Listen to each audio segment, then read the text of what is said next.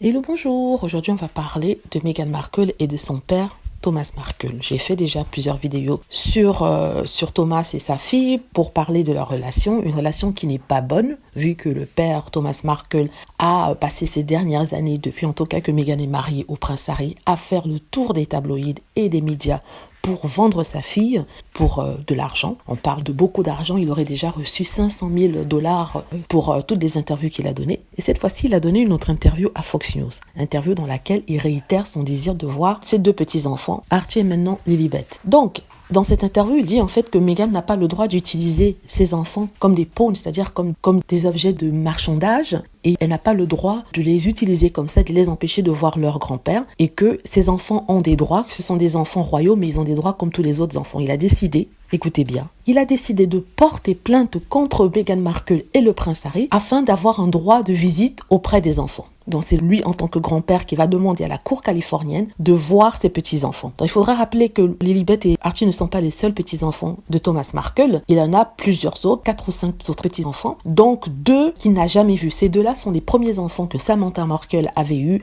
avec son premier mari. Ils ont la trentaine et Thomas Markle ne les a jamais vus. Il n'a jamais réclamé aller voir auprès de l'ex-mari de Samantha Markle. Il ne s'est jamais battu pour avoir un droit de visite auprès d'eux. Mais bizarrement, il se bat pour voir Archie et Lilibet. Ça, c'est étrange. Est-ce qu'il a le droit?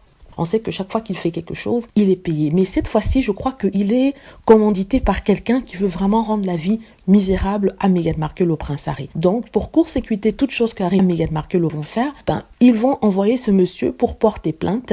Et là, il a menacé déjà. Mais il n'a aucun droit. Les grands-parents n'ont pas de droit, en tout cas en Californie. Il faut vraiment prouver qu'il y avait déjà une relation à la base entre lui et les petits-enfants, ce qui n'est pas le cas. Et même s'il veut prouver avec les autres petits-enfants, il ne pourrait pas prouver parce que Thomas Markle, comme j'ai dit, n'a pas vu ses 2 premiers petits-enfants. Et les autres petits-enfants du côté de son fils Thomas Jr., il les a vus que c'est eux-mêmes qui l'ont dit 2 ou 3 fois dans leur vie. Donc, il n'a aucune légitimité à ce niveau-là. Je suis sûre que Meghan Markle ne s'inquiète même pas. Même si ça va au tribunal, ça sera pour le spectacle, pour le show. Mais en fait, c'est pour montrer à quel point c'est un père misérable. Je suis désolée de le dire, mais c'est comme ça. Si on pouvait même penser à une réconciliation, là, je crois que moi, si j'avais été Meghan, je mettrais un trait sur mon père. Parce que s'il est capable d'aller avec mes ennemis, me menacer en pleine télé, de porter plainte contre moi, imaginez s'il se rapproche de moi, ce qu'il serait capable de faire.